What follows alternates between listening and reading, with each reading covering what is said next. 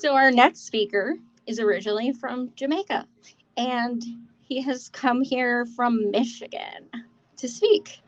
He did a documentary on Flint, so he knows what's going on for sure. So, Dr. Cedric Taylor.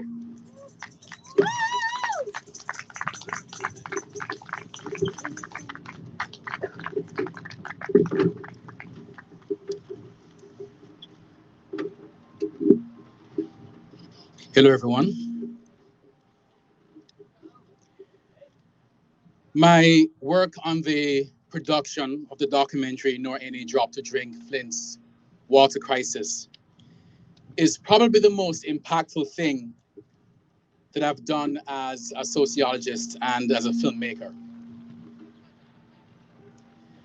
My academic and creative work in Flint put me in a position to intimately convey the lived experiences of people in that community, a community that is undergoing one of the most tragic public health disasters in recent memory. I think at this point, virtually everyone has seen the headlines. A city of 100,000 being exposed to water contamination, contaminated with bacteria, lead, and other heavy metals. The available data says that between 6,000 and 12,000 children were exposed, all because the authorities failed to put in place corrosion controls. However, my experiences with that community tell me there is much, much more to those headlines and the statistics that you may have heard. My experiences filming there lay bare the connections between unbridled neoliberalism, environmental injustice, and the disastrous health outcomes of our most vulnerable. It has been a few years since we wrapped up production, but the stories that were shared with me still haunt. I often think about Kerry Weber, a working class mom who lives with her husband Mike and her two daughters, Victoria and Stephanie. One day, Kerry is in the kitchen and she hears her husband scream out from the living room, and she rushes in and sees her husband sitting there in panic. For no apparent reason, the vision in his left eye had suddenly dimmed, and moments later, he couldn't see anything out of that eye at all. It was in the doctor's office that they learned that he had suffered an eye stroke. The retinal specialist surmised that Mike had developed a blood clot which blew in his eye, or more likely, his blood pressure got so high he simply popped an artery. Either way, the doctor believed that exposure to Flint's contaminated water was the cause. Today, Kerry's husband is partially blind and has subsequently suffered a full brain stroke. Today, Kerry's daughter, Victoria, is coping with profound organ damage, while her other daughter, Stephanie, is coping with the psychological trauma of nearly dying from Legionella disease. Now, for some, if this story is evoking a visceral response, if this story is making you uncomfortable, even sick to your stomach, then all I can say is good. Because I honestly cannot think of any other way to convey to folks on the other side of this healthcare debate what the stakes are, how high the stakes are. Ultimately, beyond all the data, beyond all the statistics, the demand for universal healthcare is about lives. Today, the Weber family, like many others in Flint, bear physical and psychological scars from the crisis. And on top of everything, expenses. On top of everything, they are in financial ruin. Expenses from that first stroke forced them to put $10,000 on a credit card. Today, almost 7 years after the fact, that credit card still has a balance of $9,000. Hospital stays, visits with specialists, x-rays, tests, prescriptions, all of these have been accompanied by out-of-pocket expenses that have just added up. The result, a family that once prided itself on being financially responsible is now drowning in debt. Because of out-of-pocket expenses, the Webbers, who have been psychologically traumatized, have had to stop going for counseling. To this day, Mike cannot step into a shower without experiencing a panic attack. Because of the out-of-pocket expenses, the Webbers have had to prioritize certain health issues over others.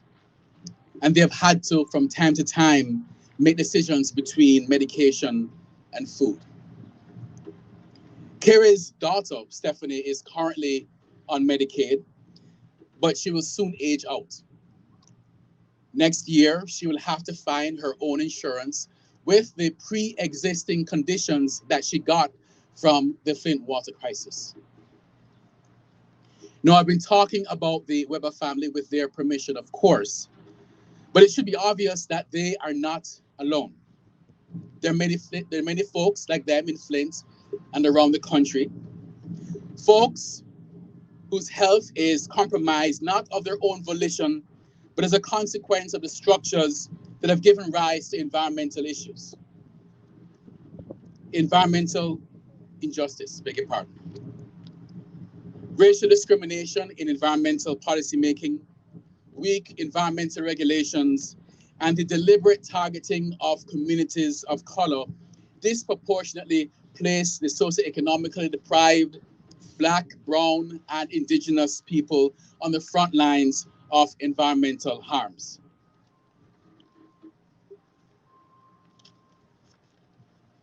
Through our collective inaction, the most vulnerable among us are sacrificed in the name of industry and unfettered capitalism.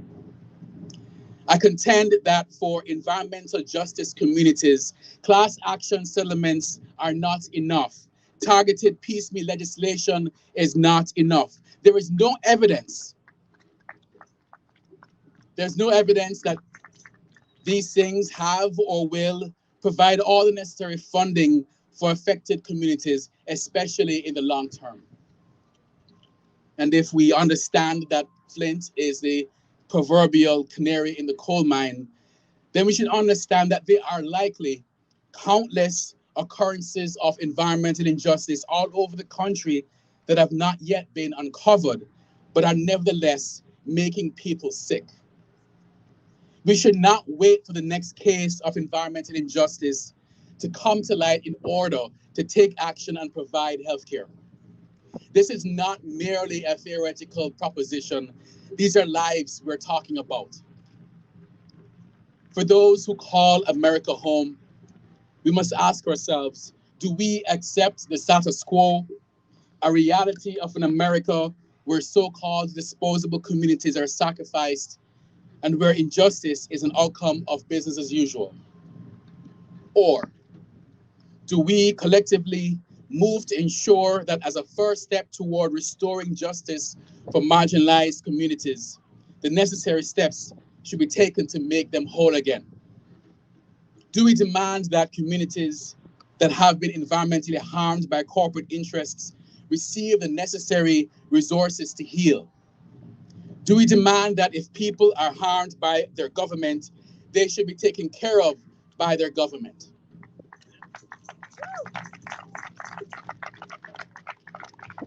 Do we dare to strive, if not for the America that we are now, then the promise of what an America could be?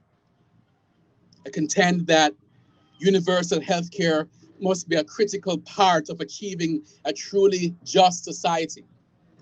A society where high quality healthcare is a human right, where everyone, regardless of zip code, socioeconomic position, or race, is fully covered. No copays, no deductibles for any health service that is required in the short or long term. This means that families like the Webbers will not have to debate and convince insurance companies of a direct link between their exposure to environmental hazards today and their illnesses 5 to 10 years from now. Universal healthcare would mean there is a structure in place for families to face whatever challenges emerge. There are those that believe a slow, gradual reform of the current for-profit system is the way forward. They believe that any sudden moves will scare away stakeholders from compromise. I contend that such an approach is unacceptable because it will cost lives.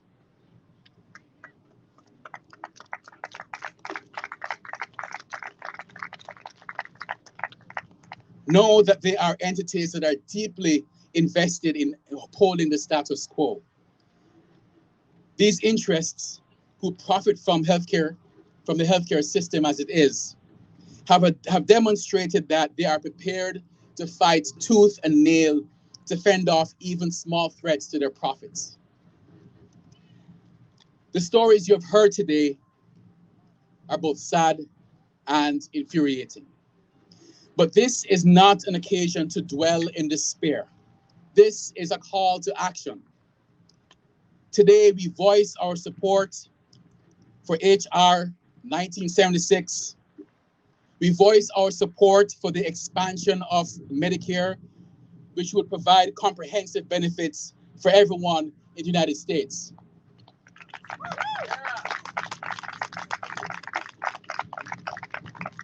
Let your political representatives know in no uncertain terms that you demand they stand against the inadequate medical care that exists under the current system. Let's play the long game. Find out who your political representatives are. Find out where they stand and ask them to commit to sign on to universal healthcare legislation. If there are representatives on the fence, let's continue to organize, develop campaigns to move them or remove them. Let them know that the will of the people supersedes the interests of big insurance and drug corporations. Let's keep our sleeves rolled up, because long after this day, the work of organizing, educating, and agitating will continue. Thank you.